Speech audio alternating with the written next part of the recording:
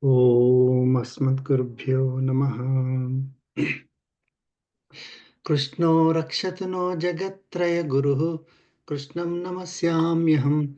Krishne Namarasyatrao Vinihataha Krishnaya Tasmai Namaha.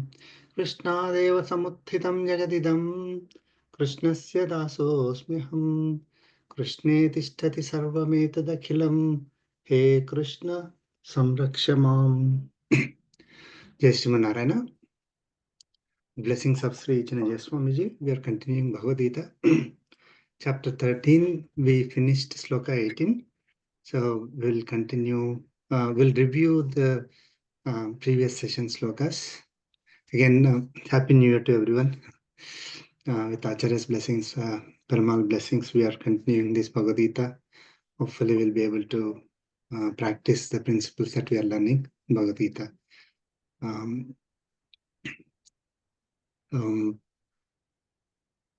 I'll share my screen. First review.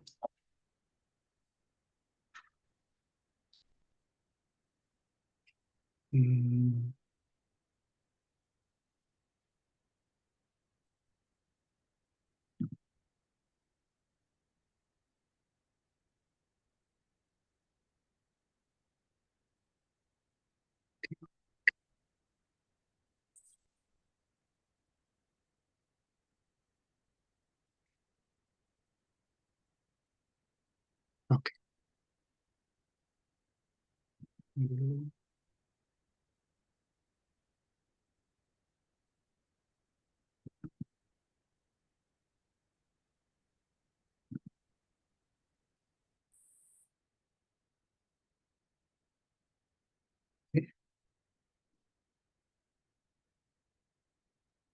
We'll quickly review last week's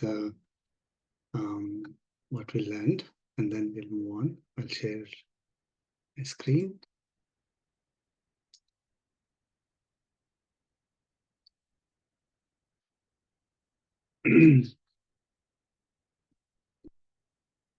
So last week we covered slokas 13 to 18.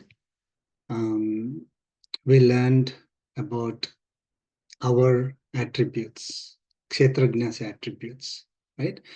So what are our attributes? As Lord Krishna explained in chapter 13, slokas 12, that's 13 to 17.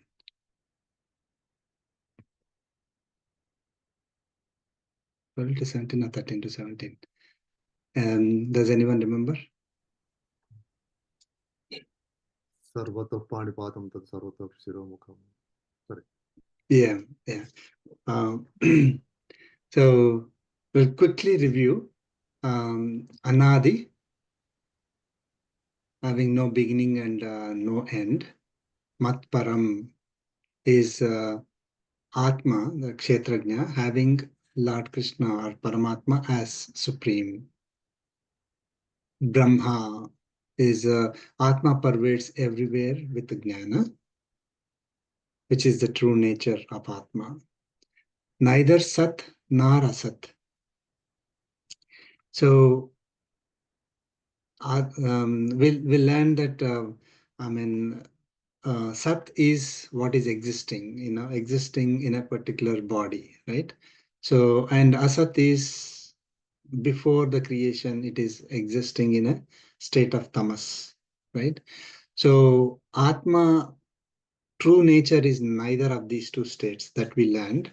And also we can see that Sat and Asat, we can translate it as good and evil. We are going to learn today that Sat Asat Yoni Janmasu will come in the slokas today.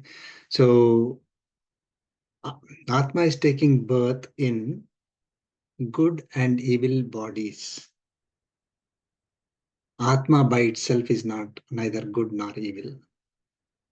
Okay, so that's what Lord Krishna is saying.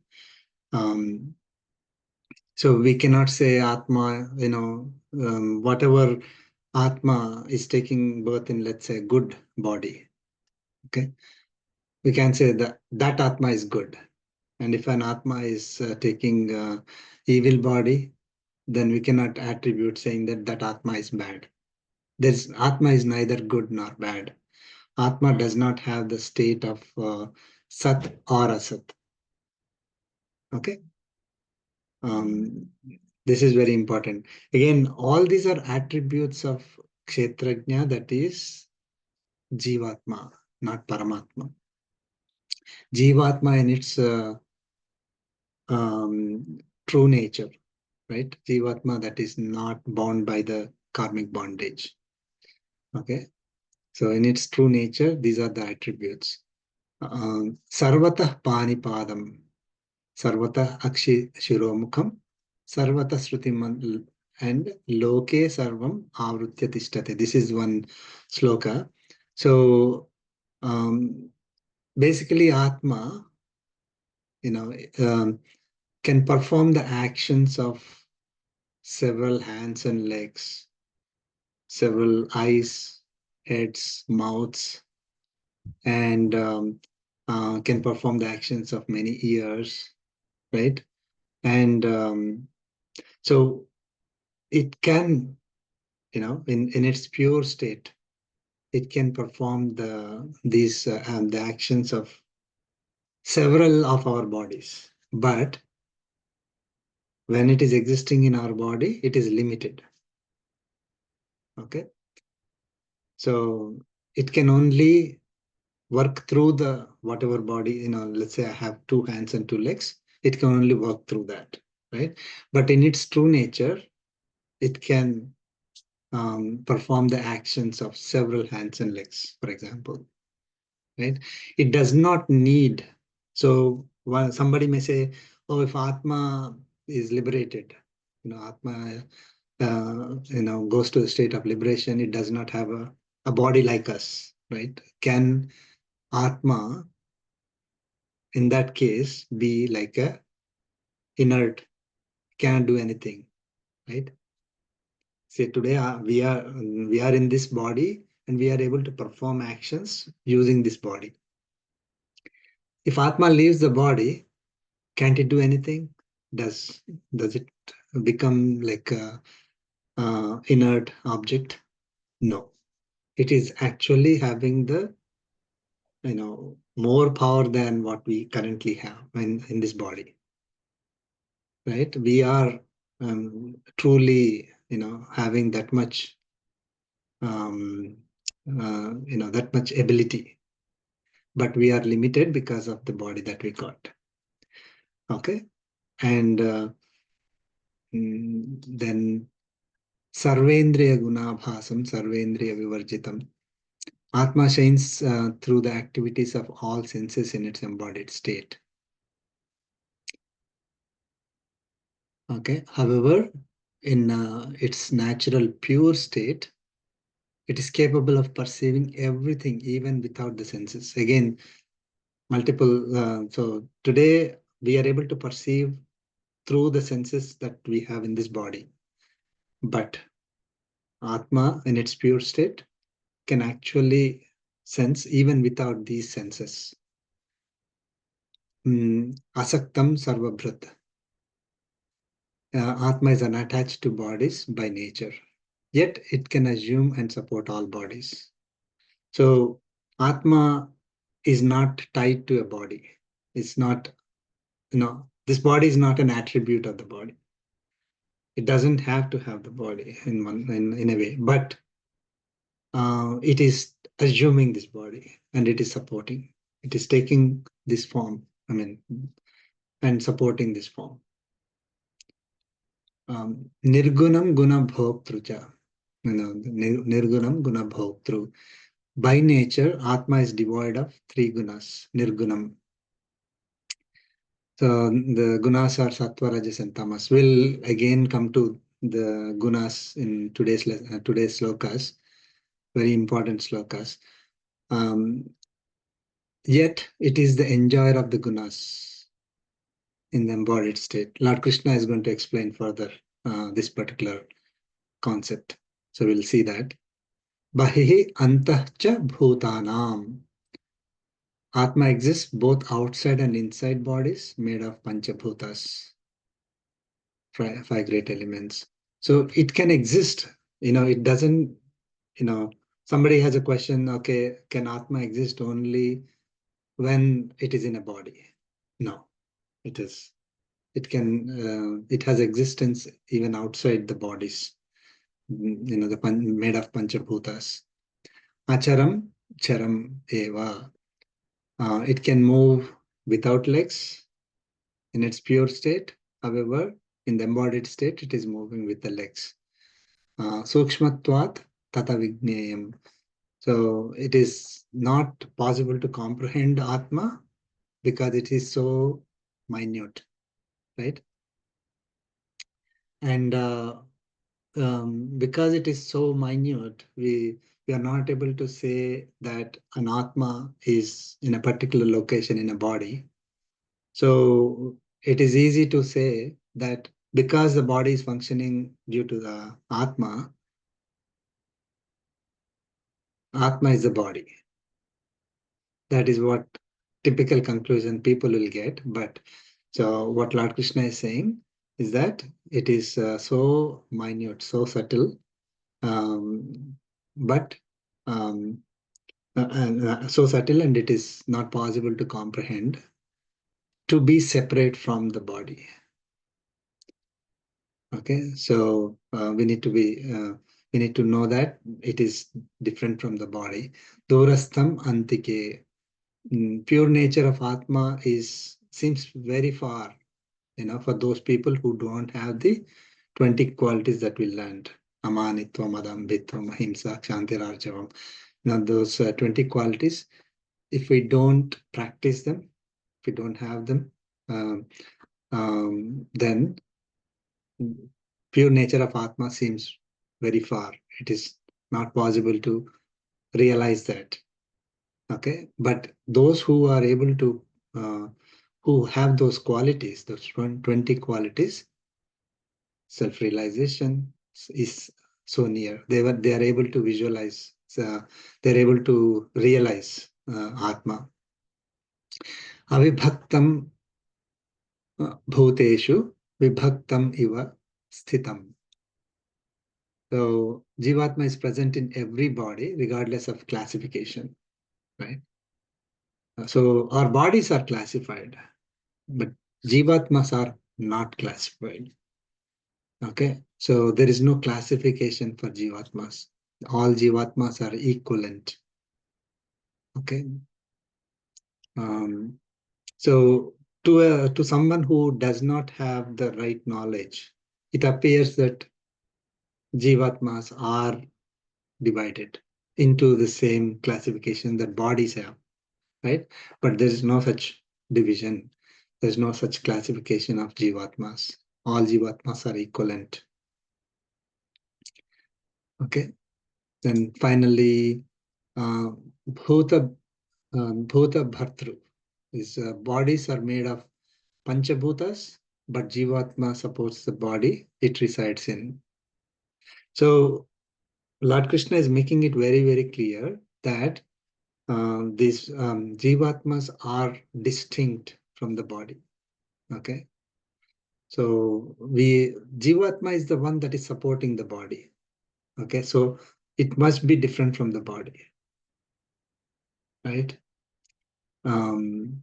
So just like a watch is run by the battery, like if you place the battery inside the watch, and that's when the watch starts functioning. You can say battery is distinct from the rest of the watch, right? So Grasishnu, Atma enables the body to consume food. So Atma is the one that is enabling the body to consume food. So then it must be distinct from the body, distinct from the food, right? So Atma is distinct from Prakriti. Prabhavishnu, Atma enables the body to produce offspring. So again, this shows independence of the Jivatma from the body, right? And Jyotisham Jyotihi. Atma is the light that illuminates even the brightest objects in the universe. So if there is a huge light, light here, but if let's say I close my eyes, right, I'm not able to recognize there is light, isn't it? But when I open, I'm able to see. Okay, so Atma is the one that is making even the brightest objects of this universe to be realized. We can only realize any object in this universe because of Atma only. So Atma is the light that makes it visible, makes even the light visible to us. Got it? We think light is making it visible, but if I close my eyes, light is not making anything visible, right? So light is not the one that is actually making anything visible to us, right? There is something inside us, I mean, inside this body, that is Atma, that is actually making even the light visible. So that's why Lord Krishna is saying, Atma is the light that illuminates even the brightest objects in this universe. So Atma's nature is knowledge. It spreads entire, while it is existing in this body, it is spreading through this body. That knowledge is spreading through this body, making us recognize this entire universe. Um, you know, if Atma is not in this body, nothing can be realized by the body. Body does not function. So in chapter 2, Lord Krishna mentioned about Atma and its characteristics, but didn't tie to the body there.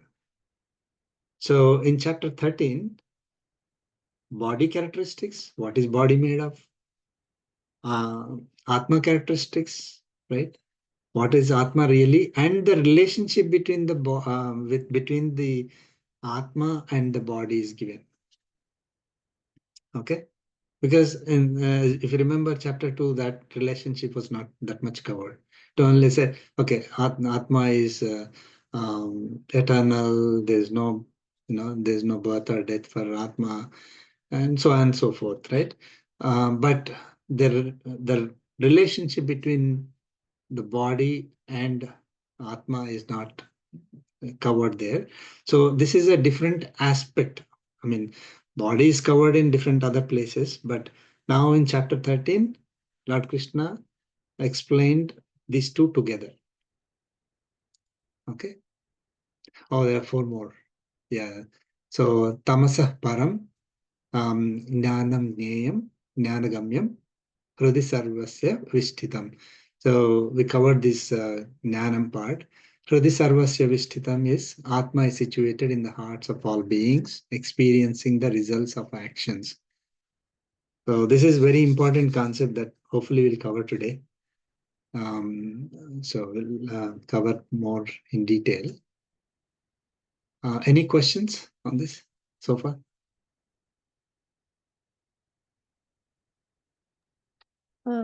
Not about this, the previous session, right? The 20 sadhakas of Ajnani. Yeah. One is practicing, can we say that we are manifesting our divinity within ourselves? If we practice all those and we reach a state, suppose we are able to exhibit those 20, can we say we are manifesting our inner divinity? Yeah, so there is, again, that's a very good question. So we have chapter 16, Daivasara Sampad Vibhaga Yoga, right? Daivi qualities and Asari qualities. So if I am showing Daivi qualities, I'm showing, Daivi or divine, so say, the translation, right? So yes, these qualities are related to the divine qualities. We are going to cover all the divine qualities in chapter 16. Okay. So yeah, so I'm showing Daivi qualities or divine qualities. So yeah, definitely these form the basis for us to realize ourselves, and we'll cover more in chapter 16. Okay, thank you. Yeah. We will not cover much here, these two questions, but as per verse 13, 18, who becomes fit to reach the same state as the Supreme Lord? And also, do we infer, oh, this one is a yes or no question. Do we infer from the sloka 18 that Kshetrajna is Paramatma? No. No. The reason why I'm mentioning this is that um, the whatever qualities are given, they're very similar to, you can attribute them to Paramatma also, right? Because in pure state, he said, you'll attain state equivalent to me, right? And we are learning the pure state of Atma. So it appears they're equivalent, but Lord Krishna is very clear in sloka 18. He said, he explained in such a way that he showed very clearly that you are Jivatma and I am Paramatma. Okay. So we should not be confused between, we cannot think that whatever Kshetrajna qualities given here are Paramatma. So that means Jivatma does not exist or Atma does not exist. Lord Krishna didn't say that. So there are some interpretations where it was directly went from like after the Kshetra is the body, and then immediately mention Kshetrajna as Paramatma only. The Jivatma concept totally missed. Okay. So we'll learn about Paramatma in chapter 15.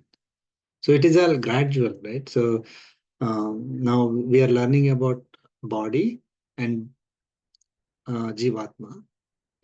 And because Lord Krishna touched about the gunas here, the next chapter is Gunatraya Vibhaga Yoga. He's going to explain more about the gunas. And then next, after that, 15th chapter is about Paramatma.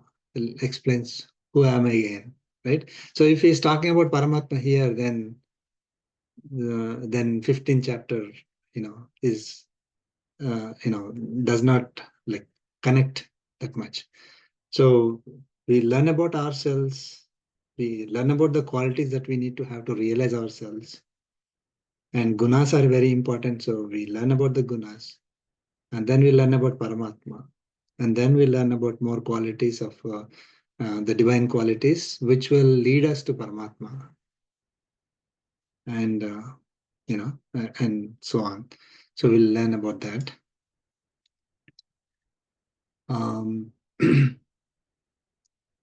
Okay.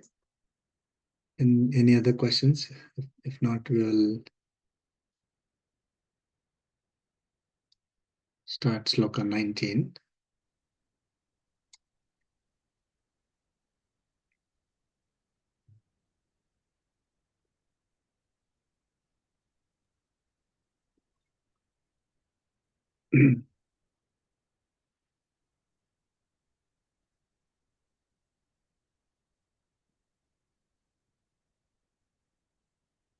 Yes, please chant.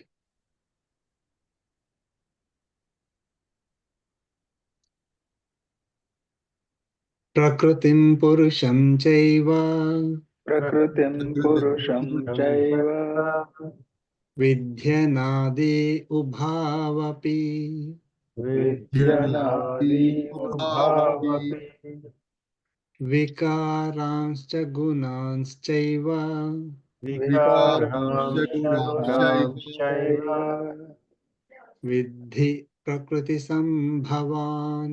vidhi prakriti sambhavan. Chant together. प्रकृतिं पुरुषं चैव विद्यनादि विद्यनादि भावपि विकारांश्च गुणैव विद्धि प्रकृतिसम्भवान्। Yes.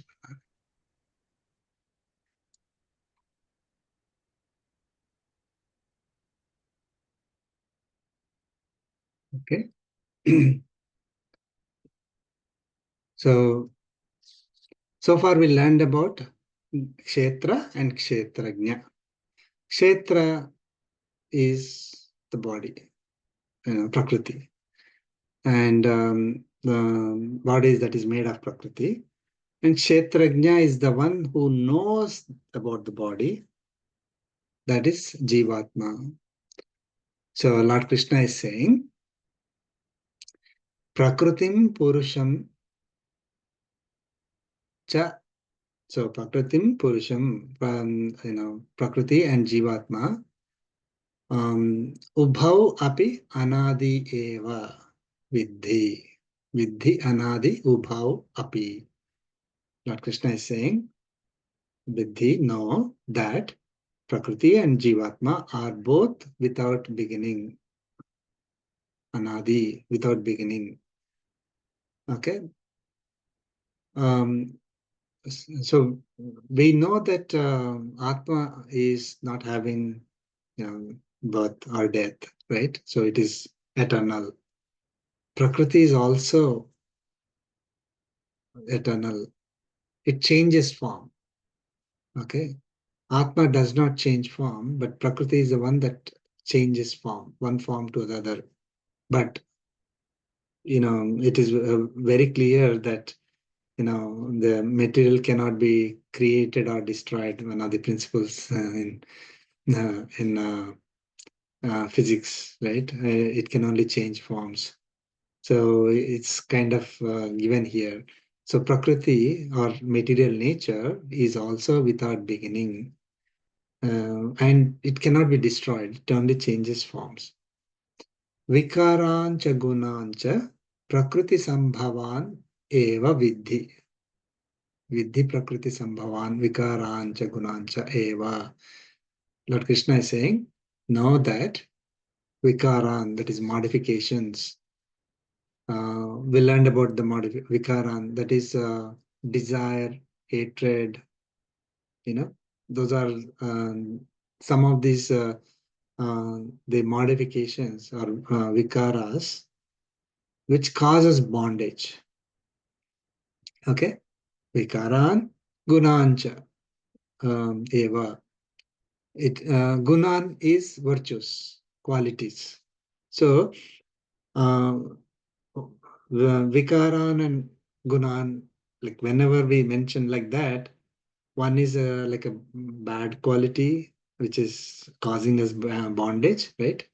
The modifications that are causing us the bondage, the desires and hatred that we have, which causes us bondage, those are the vikaras. And the gunas are the virtues. Virtues which are good for us are both Vidhi Prakriti Sambhavan. Know that they are born of Prakriti only. Okay, they are not the qualities of Jivatma. Okay, all these qualities, the either the desires and hatreds that we get, or the qualities that are going to lead us to be liberated from this bondage, that is amanitvam, adambitvam. All these qualities, they are born of Prakriti only. They're not the attributes of Atma. Okay? Understood?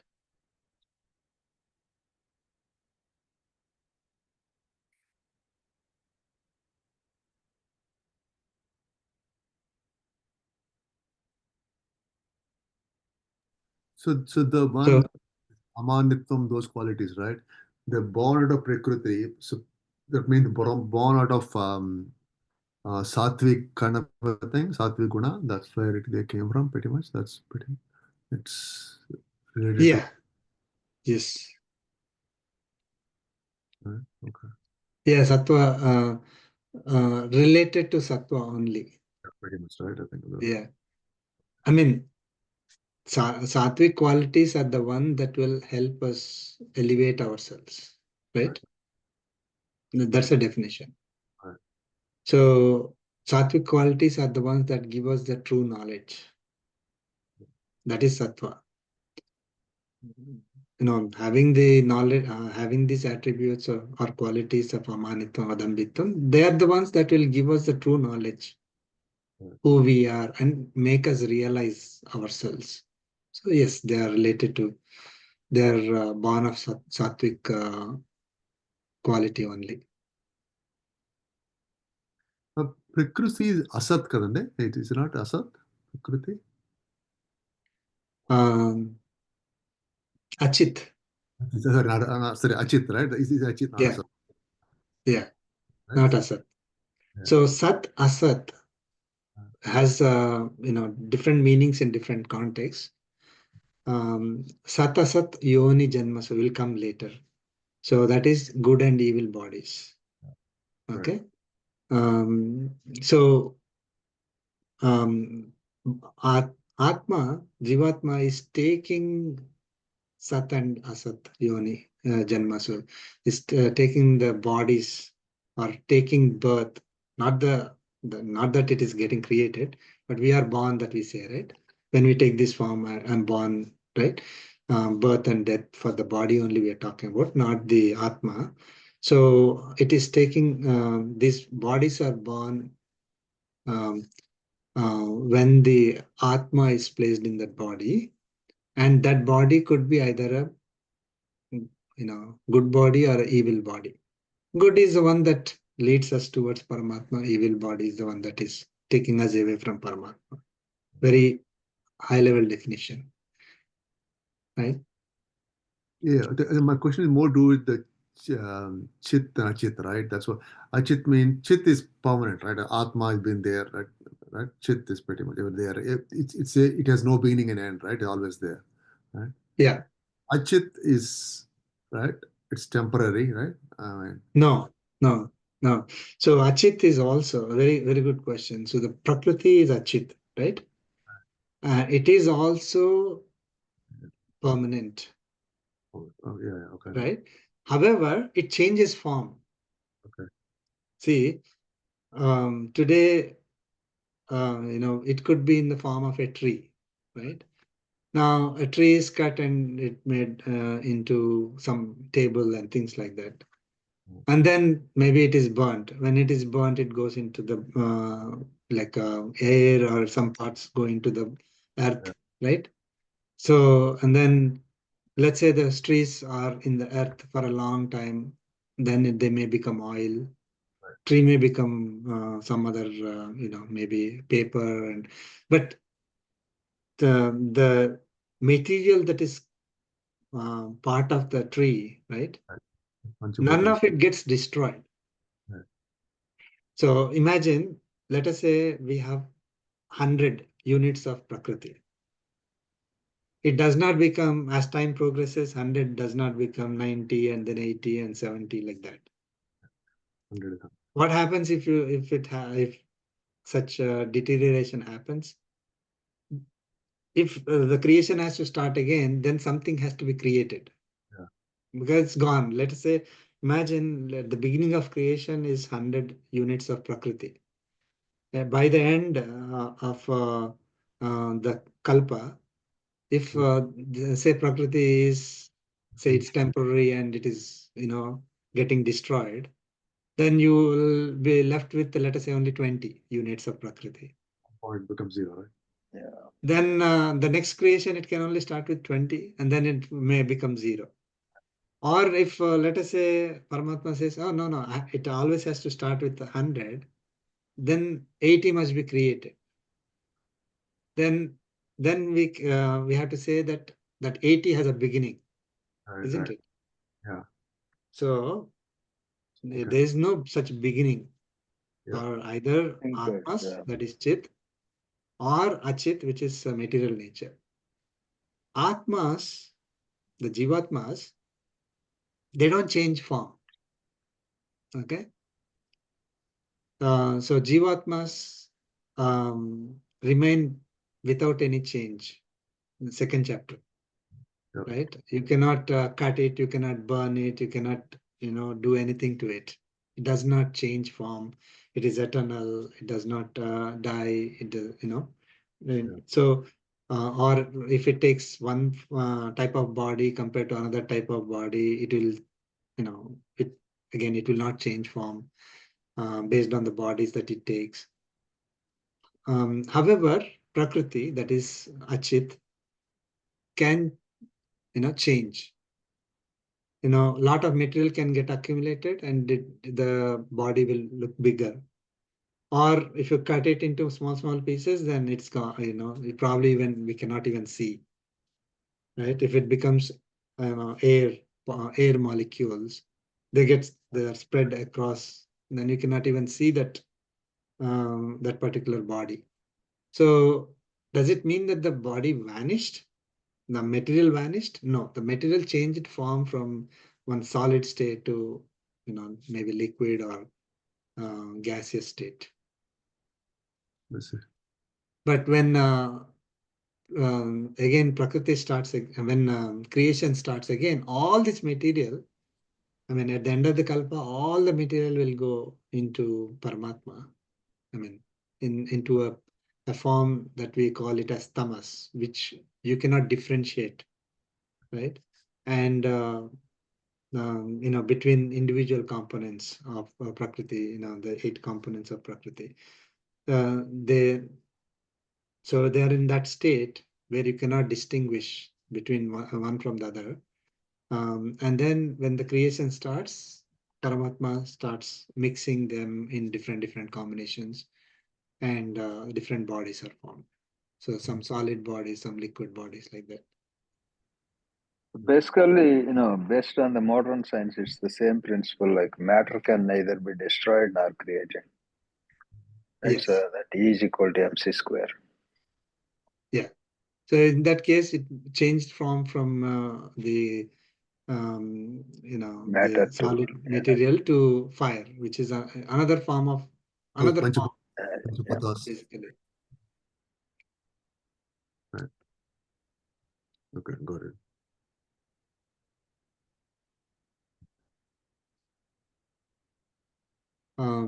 So this the ichha dvesha sukham dukkham saha vikaram udahrutam, like in chapters 13 sloka 6, Lord Krishna mentioned about the vikaras, right?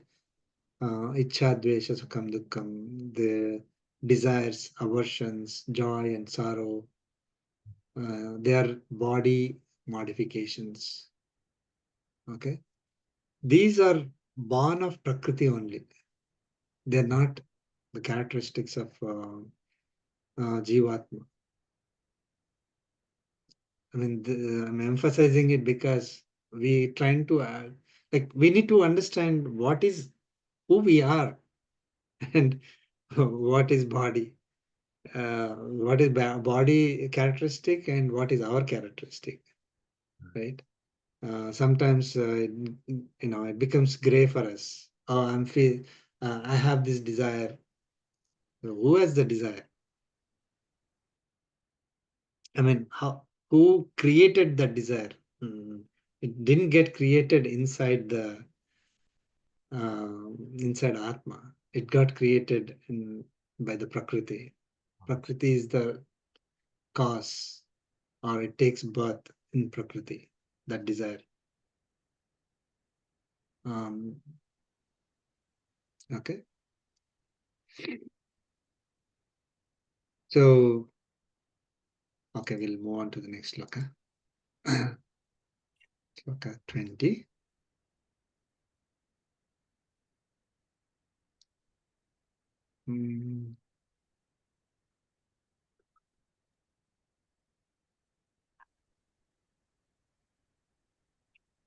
Please chant.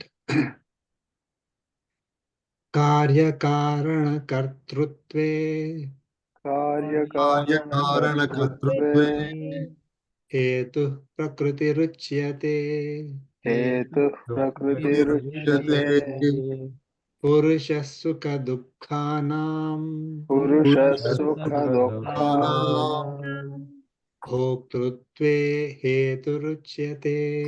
भोक्तृत्वे हेतुरुच्यते Let's chant together.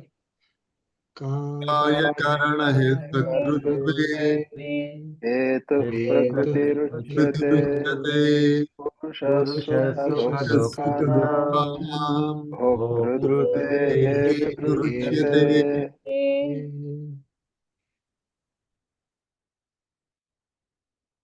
Very, very important slokas.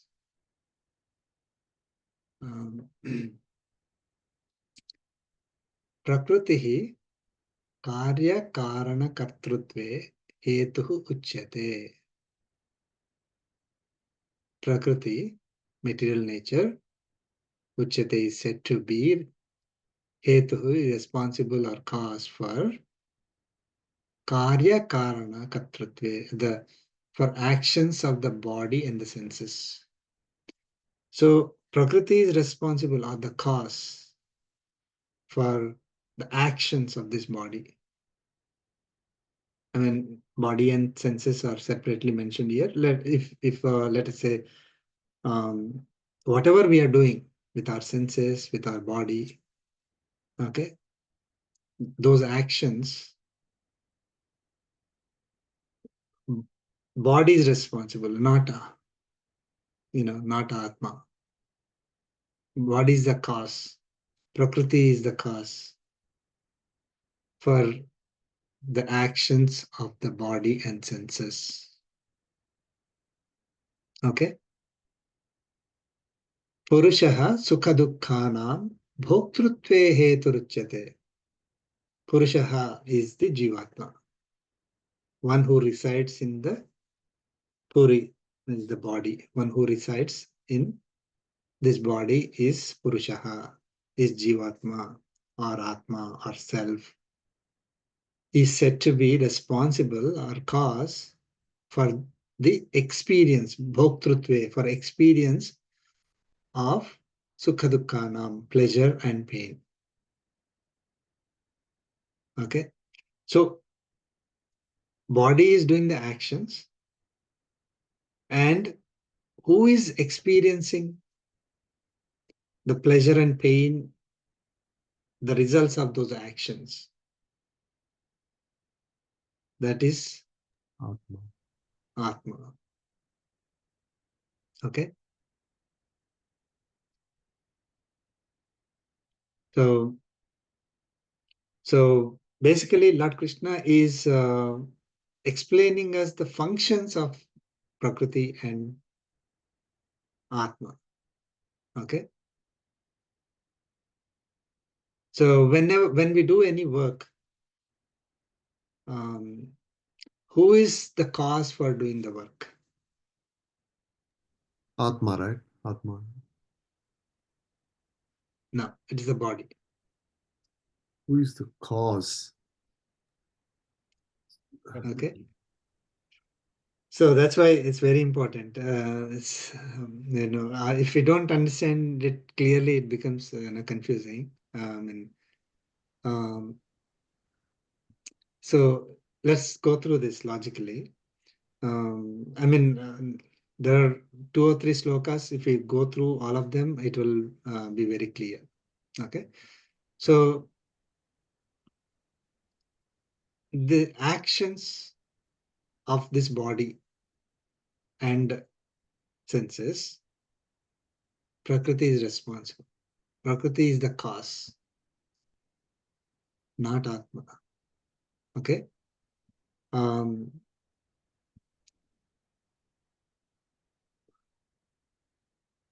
But Atma is the force behind that, right? I mean, Atma, like, is the light, right? Supporter. Support, right? Yeah. So Atma is a supporter. if Atma doesn't exist, then nothing is going to happen, right? I mean, Nothing is going to happen. So Atma is the one who is supporting. Okay. But does Atma need those actions? I mean, no. ask this question. So let us say I'm cooking, eating. Okay.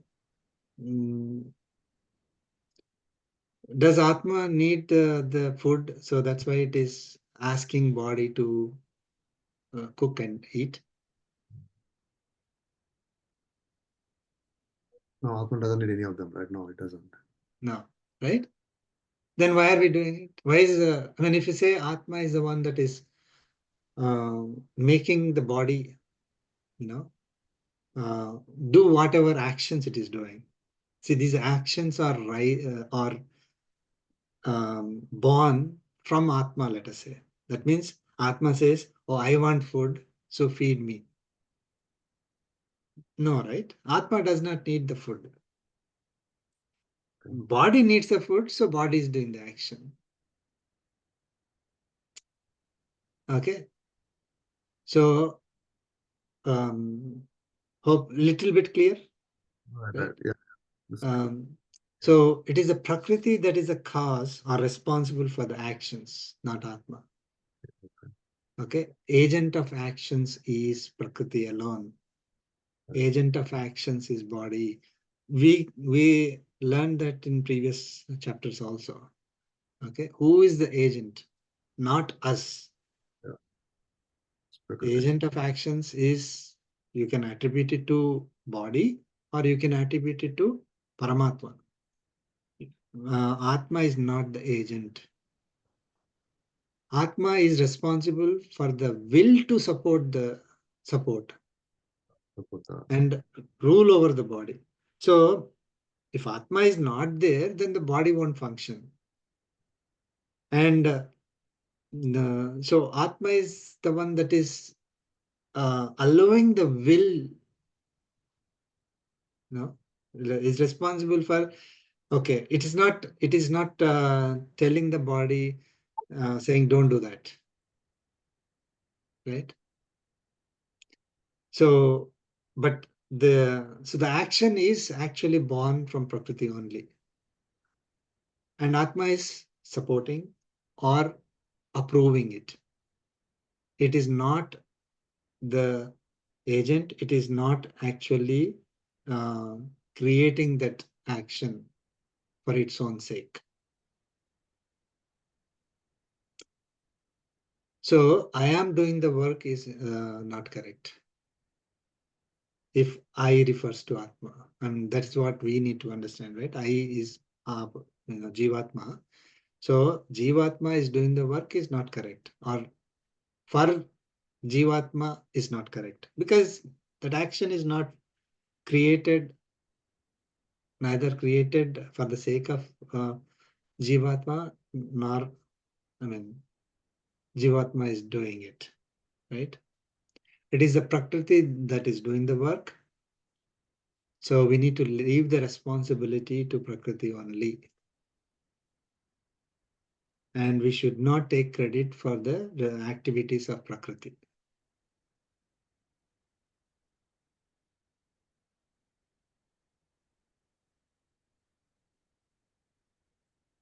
Okay. I have a simple Now, question. so that covers the first part. Prakriti is said to be responsible for the actions of body and senses. One more thing is Prakriti. So we got this body, right? We have this body, and for this body to sustain, body to live, there are a lot of actions that we need to do, right? We need to take care of the body, we need to eat, we need to live in a society. So there are certain things that we need to do for ourselves and for the society and all that. All that is Prakriti. Prakriti is the one that is causing this whole thing. None of the Atmas need any of,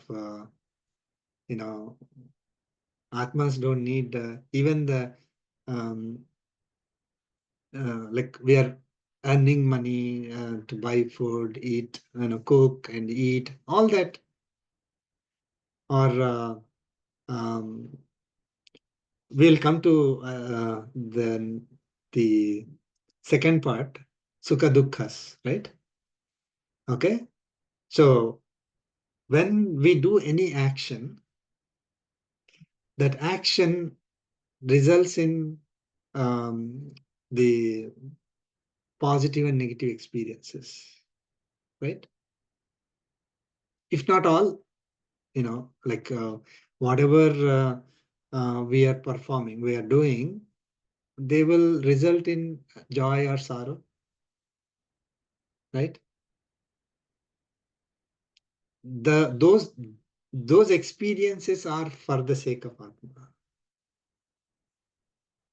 Our Atma is responsible for the experiences, for experiencing the pleasure and pain. So just take the example of we become sick. Okay. And when we become sick, we are having the pain. Okay. That pain is supposed to be experienced by the Atma. That is the purpose of taking this birth. Right? So, you got it? So when we got this body, when we are assigned this body, certain karmic bondage is assigned to us.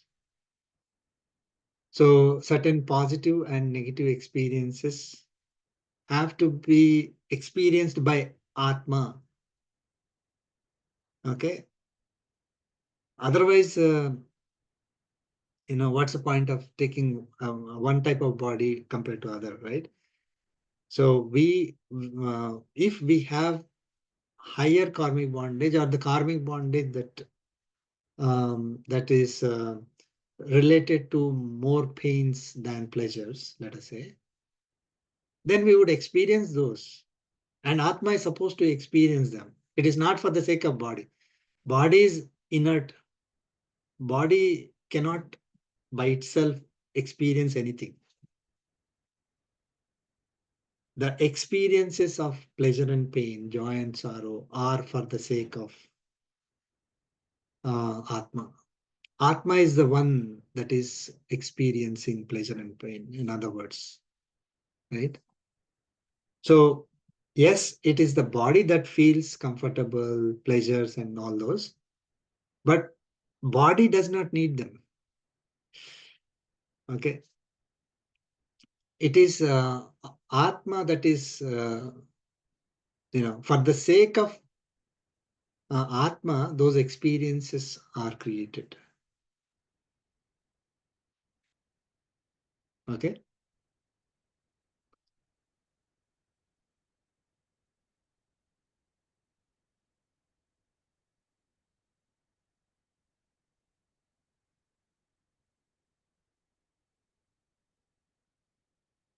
So the cause for the experience of joy and sorrow is the Atma.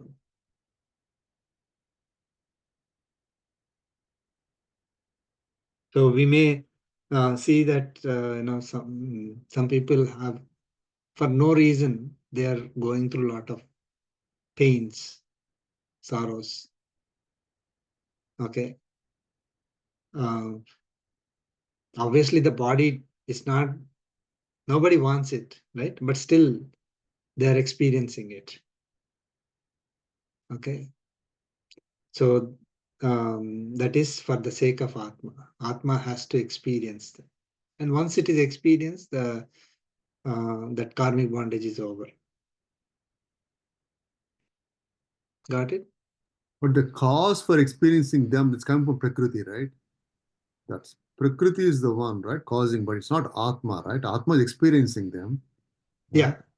So when the activity happens, right, okay, that activity is created or caused by the Prakriti Prakruti, right? that generates pleasure and pain. for the within Atma. experience of Atma. Right. Not for the sake of Prakriti. Prakriti does not need them. Right. Okay. So,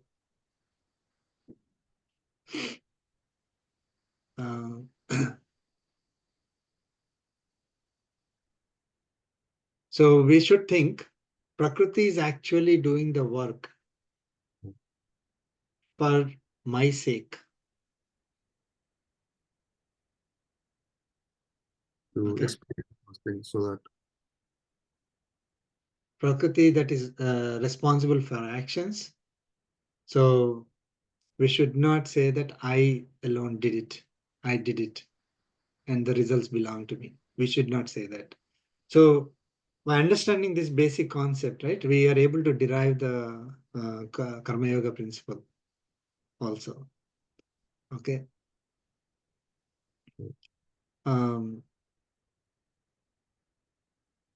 So we need to, I mean,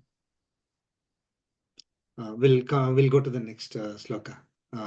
So we understood, right? The actions, body is responsible, Prakriti is responsible, and the for the experience of Atma, the those actions result in sorrows and joys, joy and sorrow, pleasure and pain, for the experience of Atma. Okay. The next sloka, this even explains further. Hope we'll have time. Sloka 21. Purusha prakristho hi Purusha Prakritisto hi bhungte prakritijan gunan Prakriti Prakritijan karanam guna sangosya tadasadyo nijanmasu. Let's chant together. Purusha prakristho hi bhungte prakritijan gunan karanam sangosya tadasadyo nijanmasu.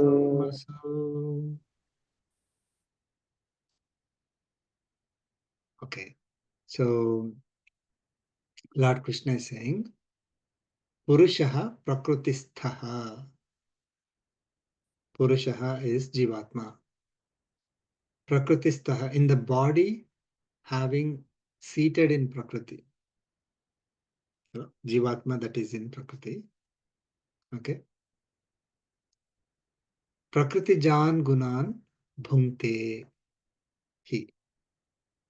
Bhungte is eats or experiences. Prakriti Jan Gunan, very important.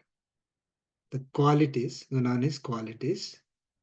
Prakriti Jan, born of Prakriti.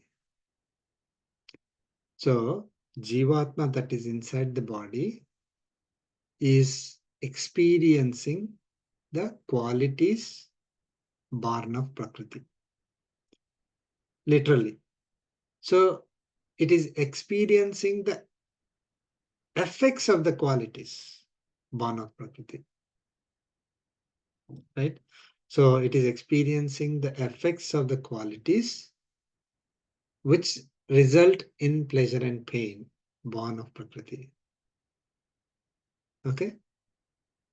So, Jivatma, so continuing from the previous sloka, it is experiencing the effects of the qualities that are born of Prakriti. The qualities are not Jivatma's qualities. They are from Prakriti only. And those qualities of Prakriti give rise to the actions. So Prakriti is responsible for the actions. But Prakriti is the cause for the actions. Because the qualities belong to Prakriti, not Atma. So the qualities result in actions, and the actions have effects, right? They have certain results, which give us pleasure and pain. And that is experienced by Jivatma. Got it?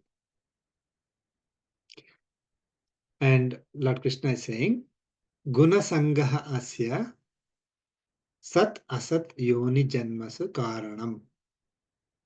Sat Asat Yoni Janmasu Karanam Guna Sangosya. The cause of Jivatma's births. Okay. Karanam is a cause of Jivatma's births in good and evil bodies. Sat Asat Yoni Janmasu is births in good and evil bodies, is Guna Sangaha, is attachment to the gunas of Prakriti and their effects such as pleasure and pain. Very, if we understand this clearly, then I think we'll be able to see everything very clear, what's happening. So we are experiencing the effects of the qualities of Prakriti, right? Why we are taking birth in different bodies is due to the attachment to these gunas.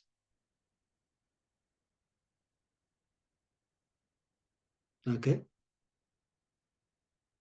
So a guna is generating, due to a guna, our body is doing some action. Okay. Now that action is giving us pleasure or pain. So we are getting attached to that guna and the result of that action, which is pleasure and pain. This attachment is giving us first karmic bondage. Second, it is giving us the type of body that you would get. We are taking birth in either body A or B or C, between perfectly good to perfectly evil. If you take 100 scale, 0 to 100, 0 is the most evil. We are at the lowest level of the cycle. To the 100 is the highest level. We are very close to Paramatma, let us say. We are able to practice the principles easily. In that scale, where we land is based on the the attachment that we have towards the gunas and the effects of those gunas, which is resulting in pleasure and pain for us.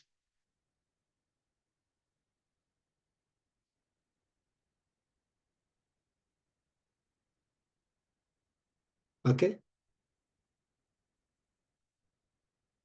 Understood? So I'll ask a few questions. So what is the cause of Atma's association with Prakriti? Why Atma is going through the cycles of births and deaths? Karmic, Someone else. karmic bondage, right? Karmic bondage. How is the karmic bondage generated? Because of our gunas. Prakriti. Yeah. So the answer is given here. Attachment to the qualities of Prakriti and the effects of those qualities. Like pleasure and pain. We are attached to them. So what kind of qualities that we are attached to, and what kind of like when those qualities result in activities, that activities produce some results, and that result will create some kind of experience for us, pleasure and pain. And our attachment to that pleasure and pain, the results of those activities, is causing us to go through the different cycles of births and deaths in various bodies, different bodies. Okay, we are going to learn more about in what kind of body we will get based on which guna. Okay, so we are going to understand that. One thing that is most important thing is, if let us say, if let's say Lord Krishna defined that if you do farming activity, you are going to get this kind of birth, this kind of body next life. If you do, if you are a soldier, you'll get this kind of birth. If you are doing the activity of a king, you'll do this kind of birth. You'll get this kind of birth. You're a priest, you'll get this kind of birth. Let us say he defined that. Then 5,000 years later, we have programming, computer programming. So I'm doing programming. Then my question will be, what kind of birth I'll get, right?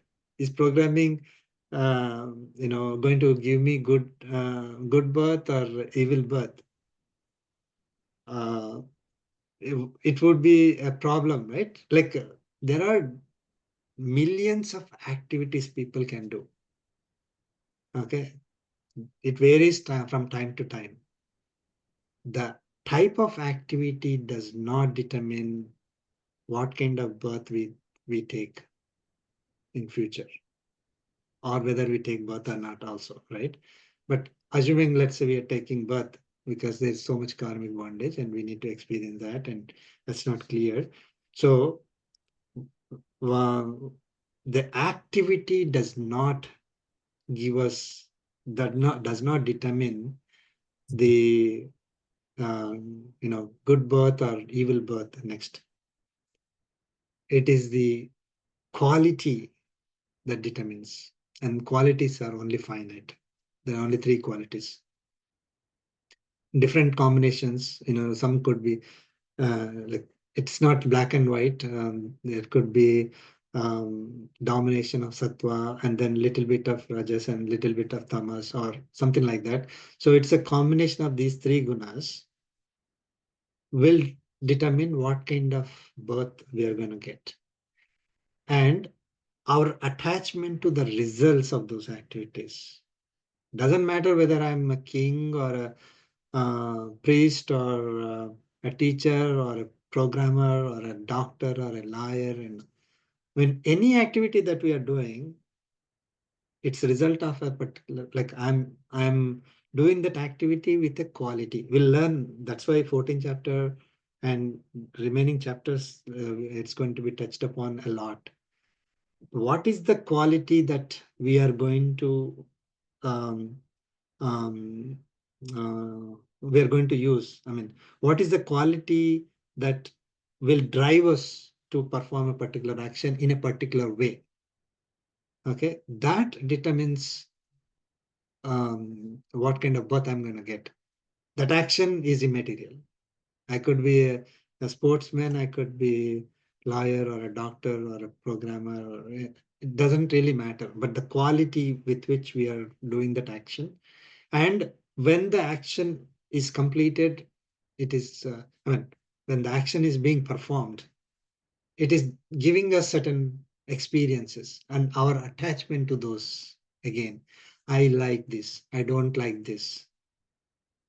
The more number of times that we think of, I like this, I don't like this, the more bad we are acquiring. Okay. So our attachment to those pleasures and pains is giving us good or evil births. Okay. Okay. One more important thing, we are over time. So it is the guna that is behind, which is behind the activity that determines the birth, right? The type of birth, not the activity itself, right? So how, I mean, you may say, like, shouldn't the activity determine, like, activity is good or bad? Typically, let us say somebody is, hurting, right? So that is the activity. Oh, it's not good, right? It should acquire us, bad karma. Generic terms, people call that way, right? So that activity should give us bad karma, and then we should, experience negative effects of doing that activity. Okay, is that true?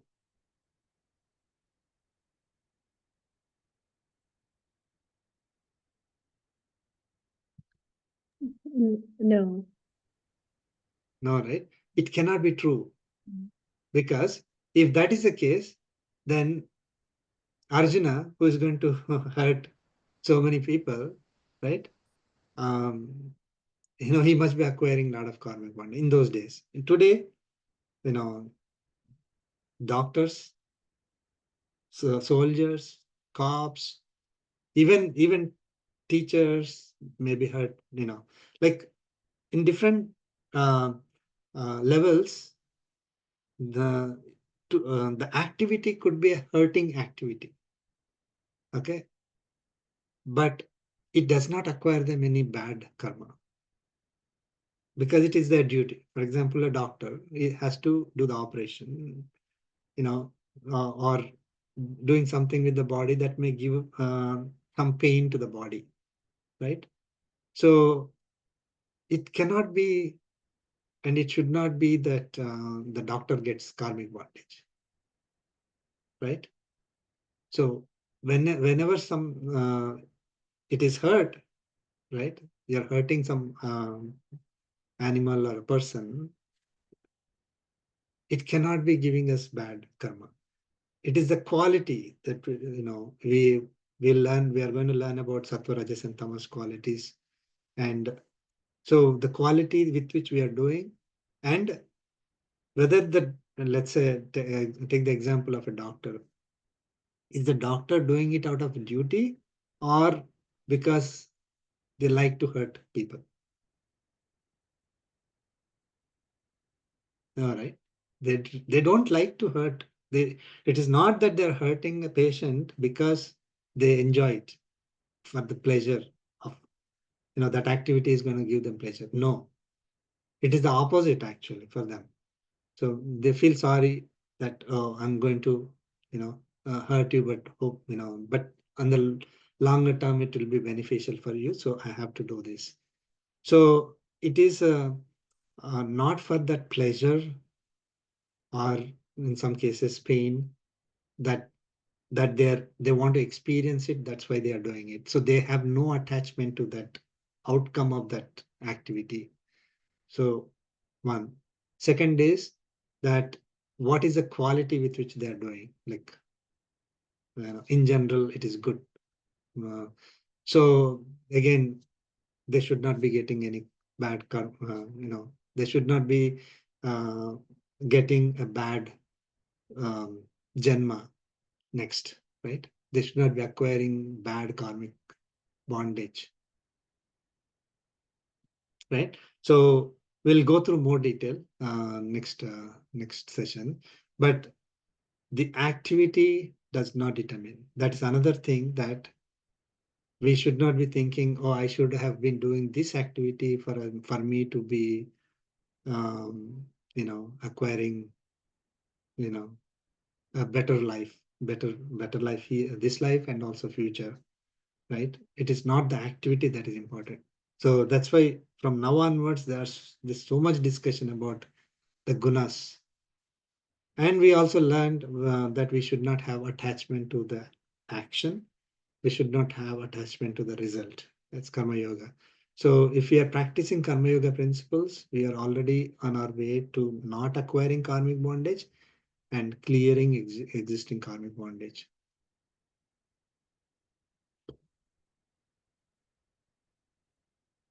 Okay. There's a lot more to discuss for Sloka 21. We'll cover that next session. Any questions before we conclude?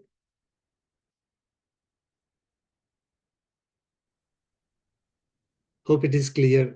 This was difficult to, understand. Hope it is it's clear, like the difference between activity and the quality, and who is responsible or the cost for what. Who is experiencing it. Okay. We'll conclude with a concluding prayer. कायेन वाचा मनसेन्द्रियैर्वा बुद्ध्यात्मना वा प्रकृते स्वभावात् करोमि यद्यत् सकलं परस्मै नारायणाय समर्पयामि. श्रीनारायणाय समर्पयामि. सर्वं श्रीकृष्णार्पणमस्तु. ओम अस्मद्गुरुभ्यो नमः. Jai जय Shri श्रीनारायण. जय Shrinarayan. Thank you so much. Thank you. Jai Shri Happy New Year again. Thank you.